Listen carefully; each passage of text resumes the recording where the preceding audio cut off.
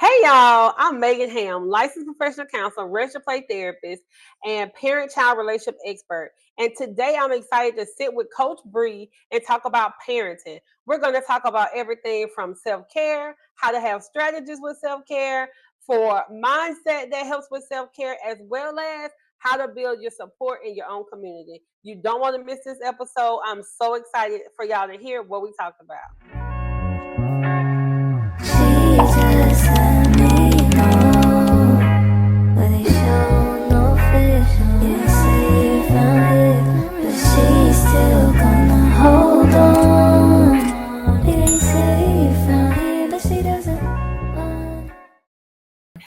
Hello, ladies, and welcome home. This is the Ideal Woman Show, a place of real talk for real growth.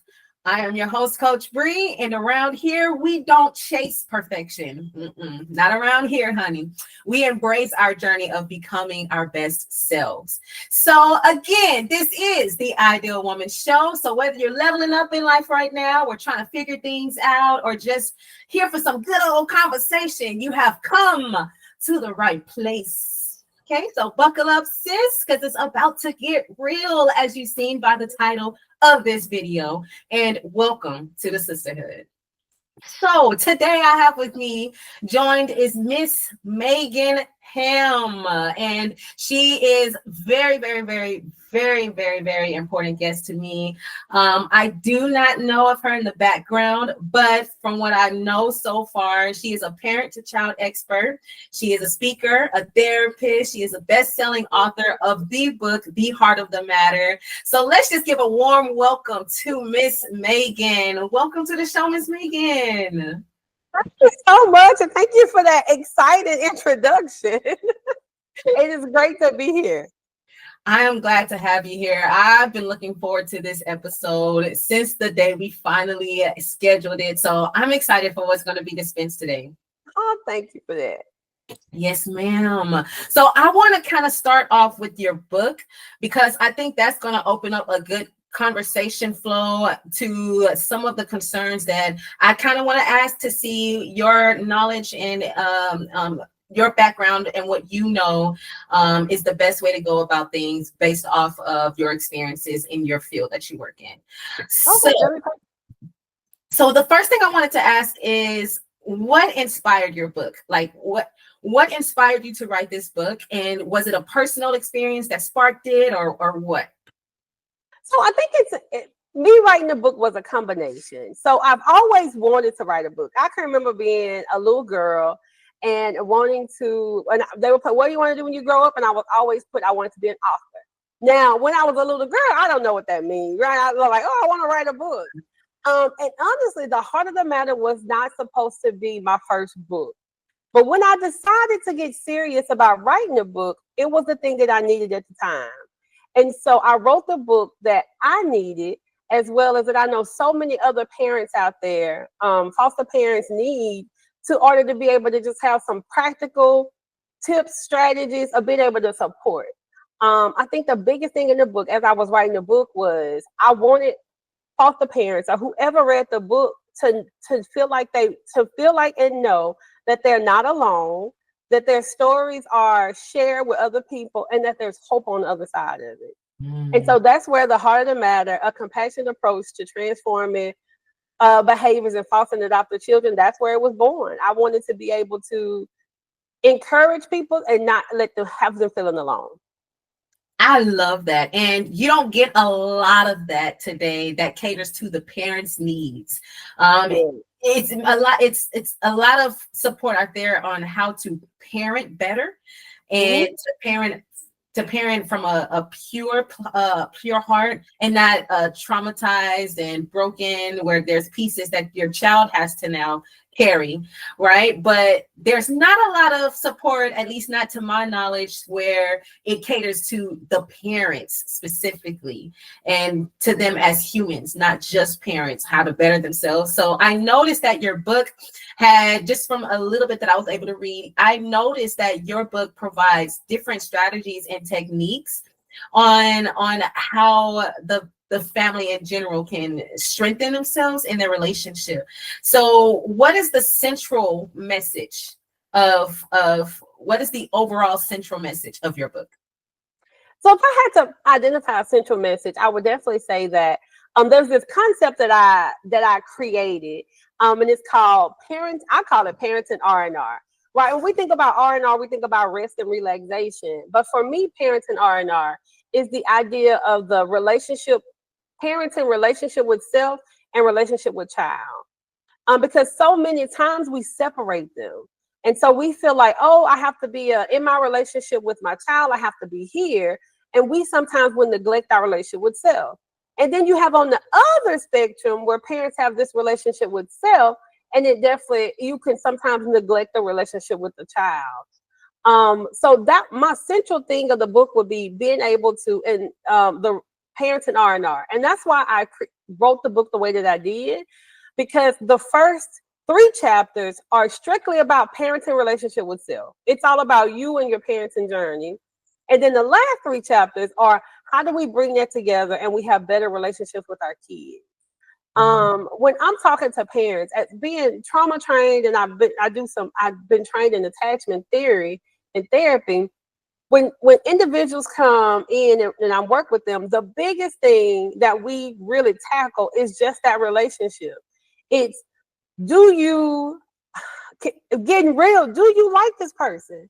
Whether it's your child or not. Like the Right. reality is, Right. sometimes when we are dealing with so many things as a parent, it really boils down to this part. When the school bus, I tell people all the time, when the school bus comes up and you hear the wheels outside and you start cringing, then that relationship needs to be repaired. Right. And so that's the central thing of the book. It would be parenting R&R, that relationship with each other. Ooh, that's good. That I like that example because I'm a visual person. So for you to give that kind of example of if the bus is coming up, you see it coming, right? Mm-hmm. You start getting that type of feeling of okay, something's obviously needing to be corrected there or Yeah. fixed or improved. And wow, I don't think I've ever heard of an example that way. And it's got me thinking visually now of certain areas in our lives where we may have felt like that in general, not just with our child, but any other connection with family as well that could mess up the entire flow of the family in general. So I love that. I love that explanation. So would you say that would be the biggest struggle that you've noticed within the parents, is making time for themselves, catering to their needs? Is that one of the biggest struggles that you're noticing today? I think one of the biggest struggles, I think that is a struggle, definitely a big struggle. I think one of the biggest things that I notice is for parents to have a place, a space that is judgment free, to be able to say, my kid get on my nerves sometimes. You know, a lot of times we have to, where can we go and say, hey, you know what, sometimes I struggle being a parent without somebody saying, oh, kids are God's gift and you should love your kids and you shouldn't feel that way. Or even people will say, well, you allowed them to do that when they were 2, so now it's the same behavior you're seeing when they're 10. And the Yeah. reality is, if you're just trying to say, you know what, there is a rupture in this relationship that needs to be repaired. I think the other part of that is when the relationships are ruptured for whatever reason, because of the authority versus a parent and the child, as adults, we don't go back to repair those relationships. It's, this thing happened, but I'm mama, I'm daddy. You got to get over it. We got to keep moving on. And so I think the biggest thing I'm seeing is just parents not having a safe space or not having the words to say, hey, I am really struggling as a parent, and without somebody judging me or calling CPS Yeah. or DHS. Yeah. Yeah. This is gonna hit home. I can just tell already. We can even 20 minutes into this episode, and I'm already okay. I love when people make me think because I like a challenge because everything you just said is absolutely correct. I think, and speaking from experience, because I'm a first-time mom and a single parent at that. And so with that being said, having a 2-year-old, there are times where I really want to vent, but I'm either too timid to vent to the certain people that I do have as the support system, because I just know that their response, I know what they're going to say or what the societal expectations are when it comes to parents, whether you're single or not. And so I think that's a major struggle that I think a lot of people overlook.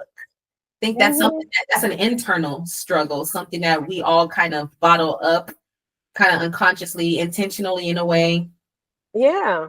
And I think sometimes it's societal, but also it's generational to where, as especially as women, we Yeah. are from little girls, we're raised to take care of our babies. We get 17 baby dolls for Christmas, and they tell us to take care of these babies, right? And so we are raised that we need to be caregivers, and we need to take care of something else and take care of somebody else. And so, and then even if we talk about in the Black culture, a lot of times it's no, you had that baby, that's your baby, right? So it's like, hey, I'll come and help you sometimes, but the majority of it falls on you and the person you made the baby with. Like, we have those aunties and grandmamas that have that conversation with us. Yeah. And so where do we have where we can just say, you know what, today my kids got on my nerves, like for real. I can remember my first ever time speaking about parenting. The title of it was "Getting Your Last Nerve Back," because the reality is the kids get on our nerves sometimes. And it's about being able to recognize how the thing that can bring us the most joy can also be very stressful, and that's parenting. Yeah. And I think that's something, again, that we kind of overlook or we're insensitive to when it comes to that. And we expect the parents to just suck it up and take care of it all, and expect them not to have low moments or not to be superhero all the time, whether it's mom or dad. So, wow. So can you provide one technique for that's in your book that could help those parents that are dealing with that in their moment? One of the things I always like throughout the book, every chapter, there are these outside the book moments where I encourage you to explore. Like there's some writing prompts and different things like that for you to explore. And I think one of the biggest ones I would always encourage is the being honest with yourself about how you feel. Because being honest with yourself about just that awareness of, okay, and let's say it's for a behavior. Okay, this behavior makes me feel. And be 100% honest and raw. Just because we're honest doesn't mean we have to stay there, but it's going to be hard to get through it if we don't even recognize it or acknowledge that it's happening, right? And so being able to be honest with yourself about what is it? How do I feel? How do I feel about this? Or even how do I feel about my relationship with my child?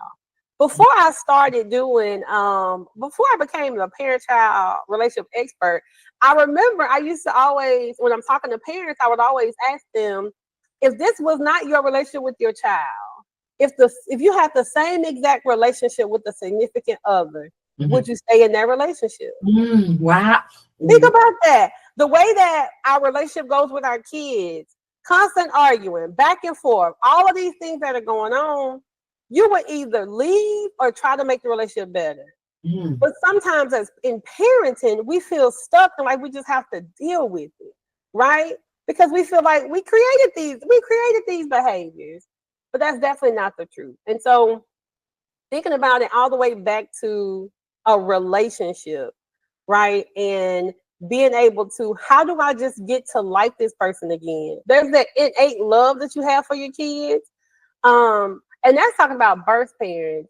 It's a whole nother conversation if you want to start talking about foster and adopted, because that's a different set of expectations as well. Yeah. So, and I'm glad you ended it there because that's going perfect into my next question. What are some of the common patterns, whether it's the biological parent or the foster parent? What are some of the patterns that you're noticing that you've noticed, whether through your practice, your sessions? What are some of the patterns that are probably similar or maybe different from each other between a biological and a foster parent? I think one of the patterns I see a lot is just the expectation of the child. I think that we definitely put a lot of expectations on what the children should be doing and how the children should respond. And we don't always take into account how we are responding as adults.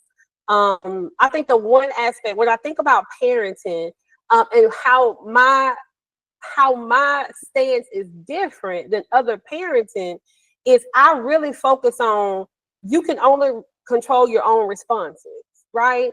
And Right. so you can't control what your kid doing, and I tell people your response can influence their behavior, but you can't yell little Johnny into stopping, right? You can't. You can't whoop them into submission because that's not going to be long term. It's not going to last long term. And the thing is, it's about that disconnection in the relationship and being able to say, what is it that I'm doing? What is it that they're doing? And how can we settle it or deal with it or repair that relationship in a Yeah. way that's genuine and authentic? And so I think for me, it's that the biggest trend I see is just the expectation of we're expecting the children to do so much that we as adults, emotionally, we're not there either. Yeah. Man, that has me even thinking and processing my own parenting styles in certain ways, because that is true. Sometimes our only tactics that we do know is to yell or to shout, Mhm. or okay, it's whooping time, right? Because you're not listening versus trying to get understanding. Stop for a moment, pause, breathe, and get understanding, just like we would in our relationships with significant others, right? We would have to take a breather. Everybody go to your corners, neutral corners, and then come back when we're ready to Mhm. discuss properly. And so, wow. So now that has me thinking, is that the reason why we have a lot of kids today that don't know how to either maintain a healthy relationship, whether it's friends or I don't know, boyfriend or girlfriend with other adults, people that they work with? Maybe is that why they're having such a hard time communicating in a healthy way and working problem solving skills in every area of their life? Is that maybe because of how they were raised and the methods and tactics that they grew up with? So I think that has a factor in it, but I don't think that it is. We can't say it's just the kids these days. I think it's something that's been ongoing. I Okay. think it's just something that we haven't addressed openly, right? So Mhm. we know people in our generation, we know people in generations before us, and even Mhm. generations, our grandparents' generation who Mhm. have a hard time communicating, who Yeah. can't maintain friendships, who can't maintain relationships. Like we know those people. I think now we talk about it more. And the other part is we as adults, we are the role models. And so if they are seeing us, if mama can get mad and start whooping or yelling after she's giving you 10 minutes, then why can't I start yelling after I've asked you to do something for me after 10 minutes, right? Mhm. And so when I'm having that conversation with parents, the biggest thing I hear is, but they're a kid. And they are, but they're learning like you're learning, and you are the teacher. And so a lot of times it's about being able to just take that step back. And even one of the exercises I give my parents is to not change anything, but I want you to be aware for a whole week. Every action that you have as an adult, I want you to ask yourself, what is that teaching my kids? You don't have to change nothing. You don't have to judge yourself. We'll talk about it. You ain't got to judge it. I just want you to be aware of it. What is that the way that I'm responding and acting to this week? What am I teaching my kids? And once we can do that and become aware, we realize that we are the role models. And Yeah. we're the ones that we set the temperature in our homes. And if we don't, because sometimes when we have a child that has some big behaviors, they sometimes will set the temperature because everybody's walking around on eggshells. Everybody just wants to make sure they're okay because we don't want to blow up. And what I teach parents is how to take that control back to where you're the one keeping the temperature. And the number one way to do that is going to be to, you know, what Cat Williams say, be in tune with your star player. And you have to be able to Yes. identify your own responses. And so I think for the other thing to your question about the kids today is, because a lot of stuff is social and online, they may not get as much connection as Mhm. other generations. So it's Yeah. like, kids can be dating somebody in a whole nother country. You know what I'm saying? I have Yeah. parents like, oh yeah, we've been together 3 years And everything is, there's nothing wrong with online dating. There's a disadvantage if it's the only dating you know, right? So, and I think that's a difference. Okay. Okay. You done said a whole lot that was good. I call it a whole lot of good there because it's making me view things in such a different way now. And even for myself and my own parenting styles.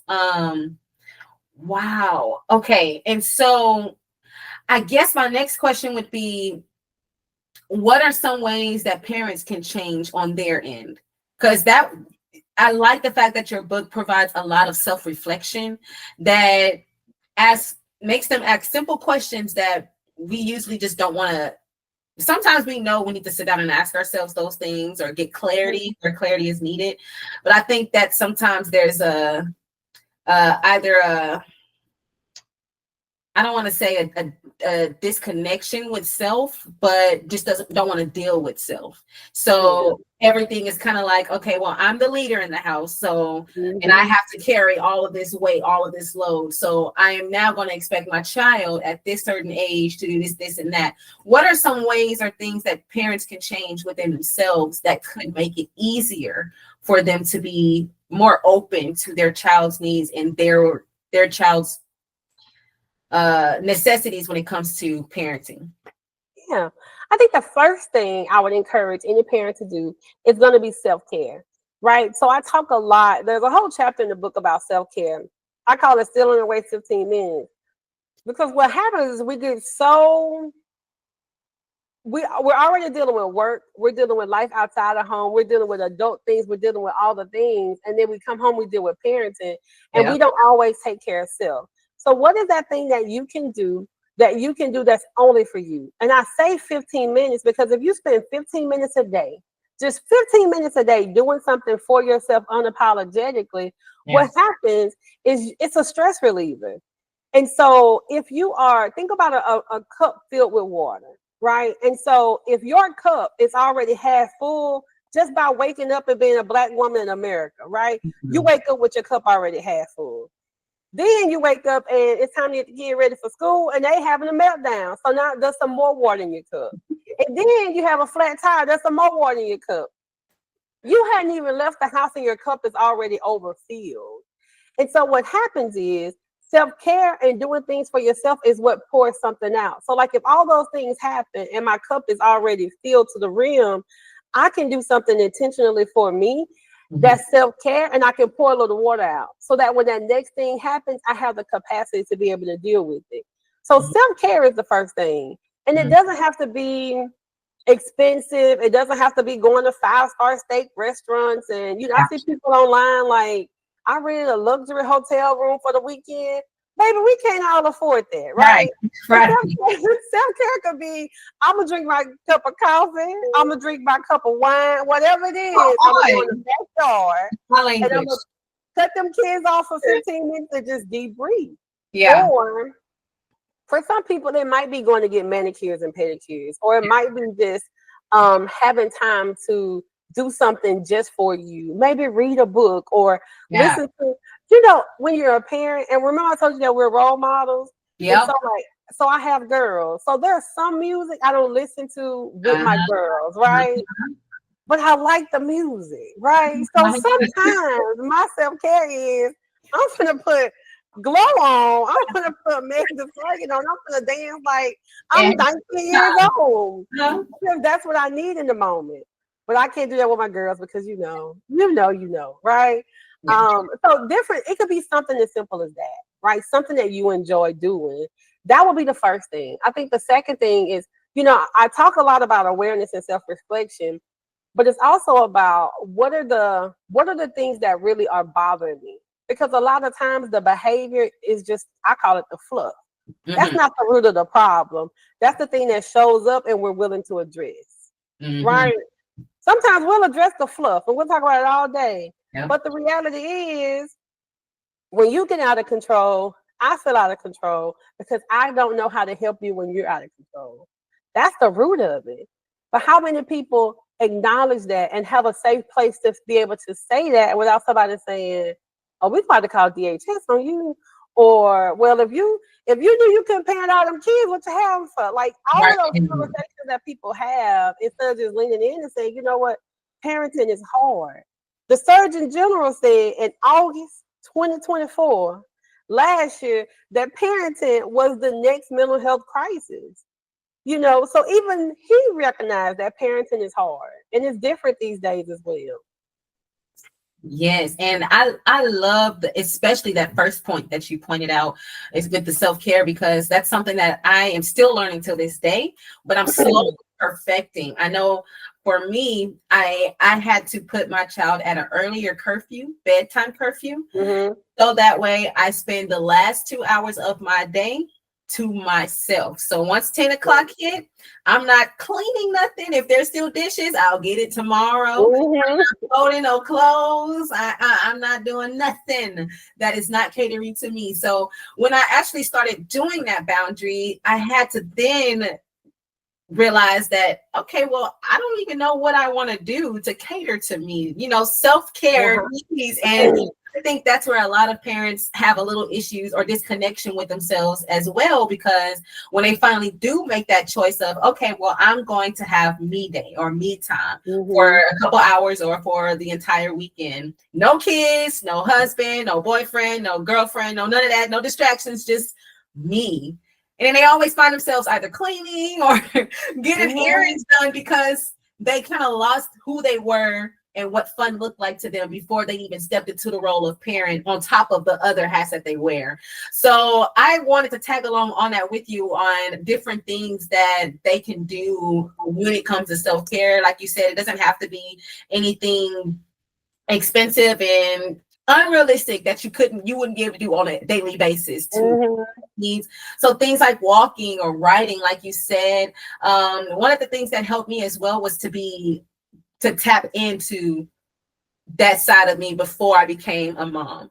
And what I mean by that is what used to be my hobbies that I neglected, right? What used to be fun? Was I an outside person before I became a parent, or was I an inside? And what was I doing to that entertainment? Right. So I would play my game. I went back to playing my Sims game. And I just felt like a little kid again. Like, this is fun. Right? No interruptions. No, mom, I need this. Mom, I need that. Daughter, I need this. It's just, so I definitely agree with you on that when it comes to self-care. And like you said, even if it's just 15 minutes a day and graduating to maybe an hour a day or 2 hours a day, or a weekly thing every Saturday, I think that is a very good switch there that could help them to get a little breather, I'll say, and kind of step away. So I love that point. What would be words of encouragement for parents who feel like they're overwhelmed or they have to do it all? What would be some words of encouragement you would give to them? The biggest thing would be, because that is what I'm recognizing is that's a mindset thing. It's the mindset of thinking that we have to do it all, or that there's our responsibility, or that if we take a break, that when we come back, we'll just have more to do, right? And so my biggest encouragement to them would be, if you are not taking care of yourself, and being in tune with who you are and what you need, you're not going to be able to fully just show up and take care of anybody else. Right. And so a lot of mamas, and I'm not ragging on the dads, but a lot of moms will say stuff like, well, they need me, but they're not going to have you if you don't take care of you. And so a lot of times switching that mindset, because, we live in a hustle culture too, where we think that every time we are supposed to, every minute of the day, we're supposed to be doing something. And generationally, and I know even culturally for, Black people, I know growing up, it was like, oh, you get up at 6 o'clock on a Saturday morning because you need to be cleaning, or you could be cleaning, or you're sitting in the living room, you could be up cleaning, right? Or you're taking a nap in the middle of the day, oh, you could be cleaning. And then, people would say when you work in retail, Or when you work in fast food, they'll say, hey, if you got time to lean, you got time to clean. And so that mindset of ours is just that I need to be doing something all the time in order to feel productive. But rest is productive.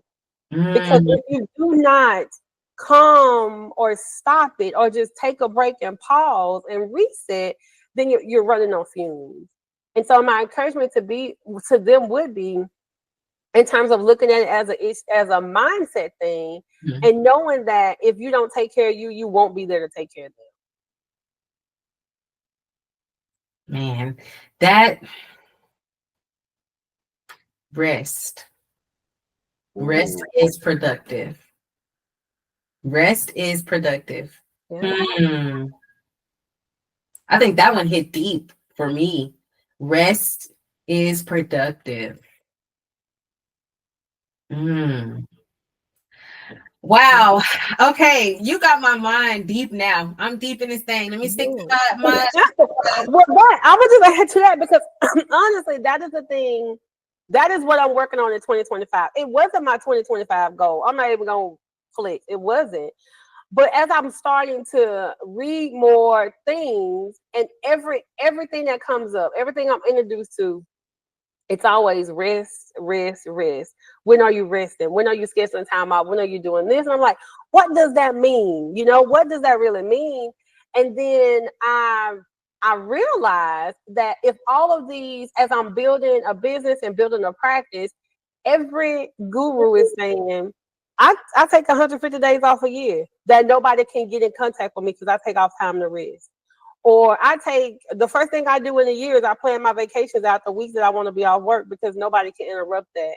And it really is going the opposite of the hustle culture, that we need to move. And so I say that because that's one of the things that that's my 2025, learning to rest and be okay with sitting in the living room, even though the clothes are not folded, right? And enjoying my TV show, even though the dishes aren't washed yet. mm, That is a mindset shift. mm. So that is true. That is a mindset. So Mhm. it sounds like it's a mindset and a time management issue as well. Mhm. Because I like one of the things I had to really learn, especially when I finally became a mom, was time management. Yeah. It's not that I'm always drained or tired because I'm always working and ripping and running, Mhm. because I'm not using my time wisely. Kind of like the examples you were giving, where okay, sometimes I feel like I'm sleeping or taking a nap right now, but I could have been doing this or I could have been doing that, and then like now I'm late. I had to be at this event Yeah. this time, and now I'm late because I didn't properly prepare and things of that nature. So I think it's a time management thing as well as, like you said, a mental thing, because it's got to be. I guess you just have to know more about yourself, tap into more Yeah. of yourself, and what is easiest for you. How can I get out of the door at this time, or how can I still be this or that? So Yeah. Well, time management is mindset too. Because think about this. A lot of times we're having a hard time managing the time because we're trying to do everything. Because we feel like we have to do everything. Because if mm, we don't do it, who else is going to do it? And yeah, so if you are feeling like you have to do everything and all the things, that can definitely go back to self-care and mindset, and it could become time management as well. yeah, I think one of the things that and I think that's where growing up, I never knew why the kids had more of the chores because mhm, my mom was trying to manage her time better, right? She was delegating. But I think it's about being able to recognize what support do you need, and being able to get that support without feeling guilt or without feeling like you're not woman enough if you can't handle all of these things. What right. do you mean you can't work full time and handle two kids and do all this? Because there are women that do it every day. And so some of those things too, time management could definitely tie into mindset as well. Okay, okay. I love this, and our hour is coming up, and so I'm trying to nip and but it's so many good points and nuggets that you're giving, and I kind of want to expand on all of them. One of them that I'm going to ask right now is, where I'm sorry, I have to ask this question, and then we can go into that. We can go into the. I have to, because you're speaking so good right now. Okay, so when it comes to parents and their support system, Mhm. there's some who have great support system, and there's some that don't have any support system. So Yeah. they really are, juggling everything and trying to balance and maintain things on their own. They don't have mom and daddy, they're not here anymore, or they don't have family that is reliable or trustworthy. So what kind of how or what is one method that they can take with them on still catering to their needs when they don't have that support system? Yeah. So one of the things is, so I'm from the South. So it's foreign to me sometimes when we think about support systems or the lack of, right? Yeah. But there's a such thing as formal and informal support system. An informal support system is just a friend, family member, somebody, I can drop the kids off at grandma's house, or I got an aunt there to get my kids. That's informal. But there are also formal support systems that you can create, right? Which is, you may have to pay a babysitter. You may not have anybody that you can drop the kids off to. You Yeah. may have to pay a babysitter, right? Or you may not have anybody that you can drop the kids off to that can stay overnight, but you have a family member or friend that you trust that can keep them for a couple hours. Yeah. And I think sometimes as parents, we have this mindset of the all or nothing. Either you can be my everything or you don't support me at all. But sometimes it may be where, hey, if I need somebody at 11 o'clock in the afternoon, I have this aunt. But she not gonna keep them at 9 o'clock because she go to bed at 8, right? So Yeah. she can't keep them in the evening. Yeah. Or if I need somebody to pick the kids up after school, I have this person, because that person, she can't get them early in the morning. She don't get up. So being able to think about that, and then also what supports do you may have to pay for? You may have to pay for, some daycares, depending on what area you're in.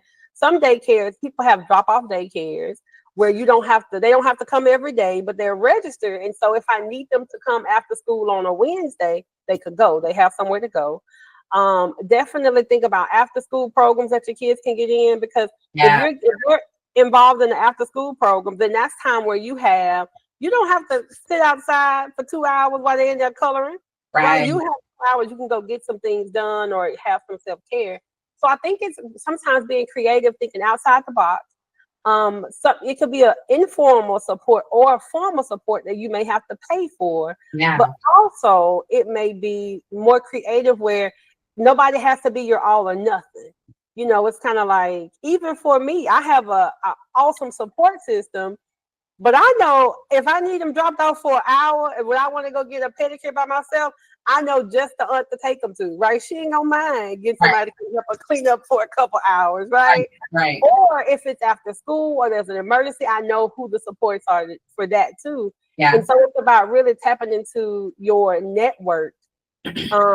Sometimes because of trauma, and sometimes because of our own childhood trauma, we get stuck in what we don't have, and we Mm. don't always tap into what we do have at our disposal.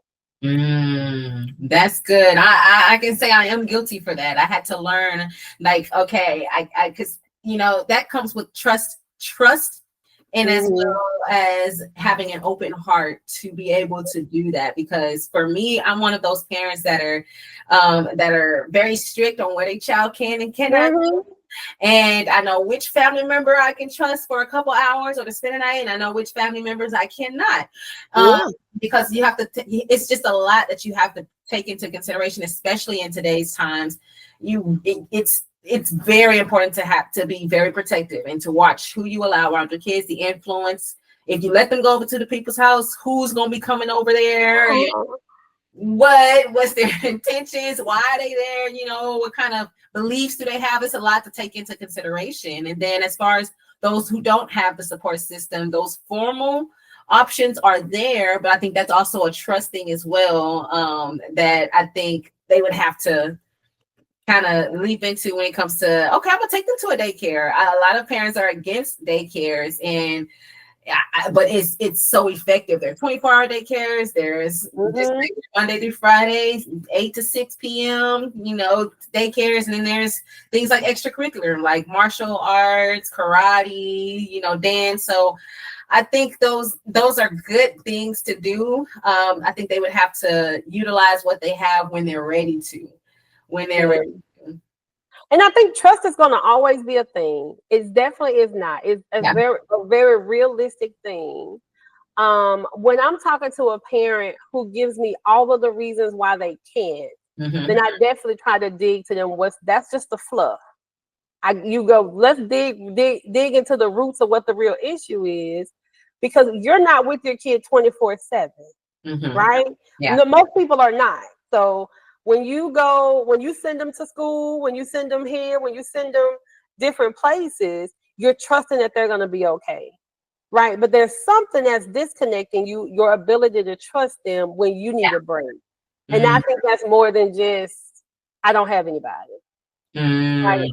Yeah. I think so. Yeah, I definitely encourage parents. And it's about relationship too, because you're going to burn yourself out, and it's going to be hard to be the best parent you can be or want to be if you're burnt out.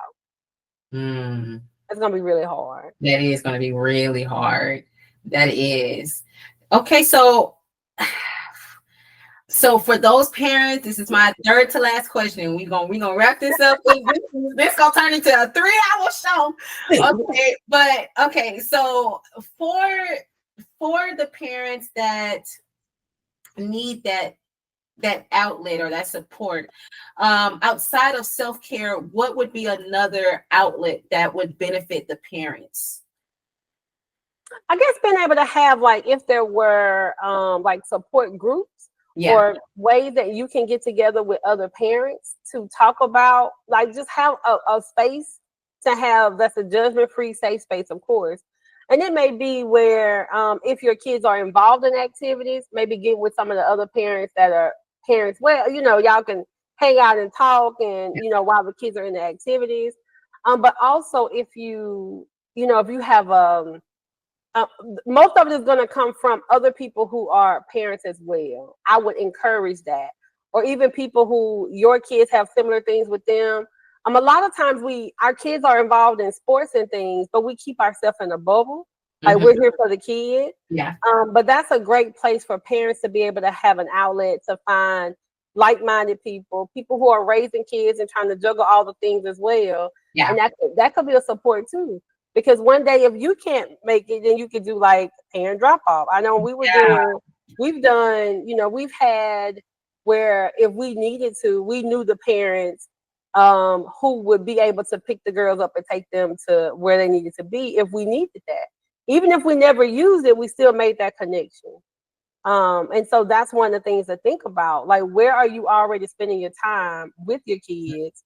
And that may be a good way. And then now with a lot of stuff being online, finding some online support.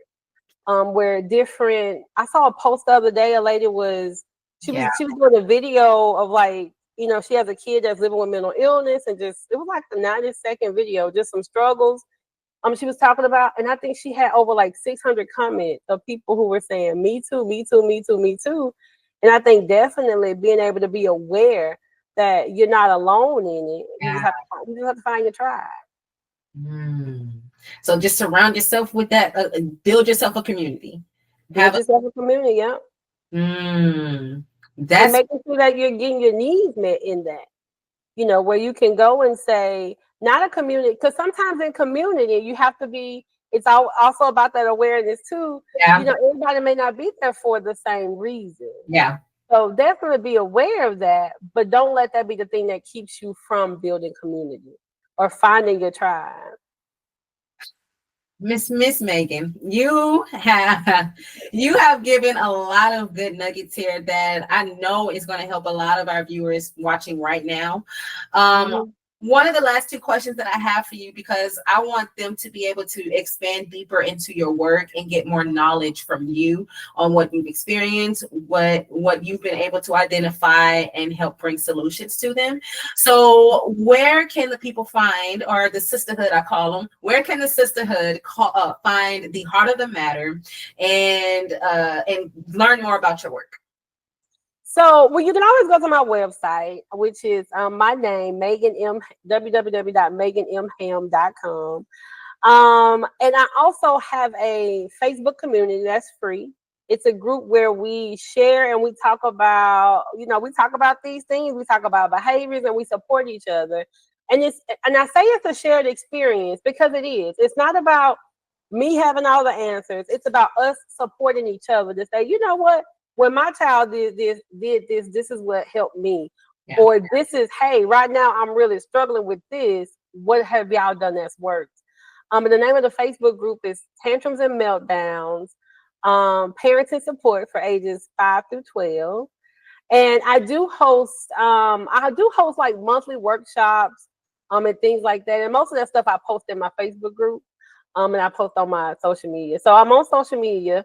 I'm Megan Hamm LPC on Instagram and TikTok and Facebook and all the places. Everything. Everything. Mm-hmm. I love it. Okay, so they're going to see at the bottom of the screen everywhere that they can find you, find your work, find your book, and gain more knowledge in that area. And then as well, I'm going to put it in the description box down below. So if you have made it to this part of the video and want to take a pause and view some of her work and the wonderful things that she's been dispensing to us parents to better ourselves, first, to be good for our family, for our household. So you see at the bottom of the screen and in the description box down below. Miss Megan, before we conclude this episode, final thoughts. If you could leave parents with one powerful message today, what would it be? Your role as a parent is to be able to make sure that you are well enough to support them in whatever storm they have. In order to do that, you gotta take care of you first, though. Right? We gotta be the anchor to their storm, and that's the hard part sometimes. Yeah. Mm-hmm. I love that. And that don't just mean verbally, huh? That means like actions, because we might not always have the answers. You might not. And I think a part of that is just the unconditional of realizing that it's my role is not to change the storm or take the storm away from you. Because sometimes as parents, and we just want to take it away. That's not what I do as a parent. As a parent, I'm sitting here like I'm anchored so that when the storm comes, I can reel your boat in. Right. So when the thing happens, I can be here and I can be level headed and support you in the way that you need. Yeah. If both of us on the 10, nobody's going to be supported. Right. Yeah, I love it. I love it. So thank you, Miss Megan, for your beautiful, beautiful knowledge that you brought today, your words of encouragement and your wisdom. We truly, truly enjoyed your words today, your encouragement, your knowledge, and you got my mind just kind of spinning right now. So when this episode ends, I'm going straight to my notebook and just getting my little journal going on, because it's a lot of good nuggets that I want to expand on later on. So thank you for coming on. And thank you so much for inviting me. It really was fun. Even in all of the things, I'm definitely glad we were able to make it happen. Yes, Miss Megan, I really hope we can do this again soon and get like an updated version and then go over some more things in the future, because I enjoyed your presence. Your atmosphere is absolutely beautiful. So thank you. Ladies, my sisterhood, thank you for making it to the end of this episode with Miss Megan Hamm here. And for more, I'll see you on the next episode, and stay tuned for more. Please like, comment, and subscribe. And if you were blessed today, if you got some good nuggets as well and things that you can take home, or you have a friend that you know needs to hear the words of encouragement and wisdom from Miss Megan Hamm, please share this video so they can gain some knowledge and we can help each other. Okay, until next time, we're out.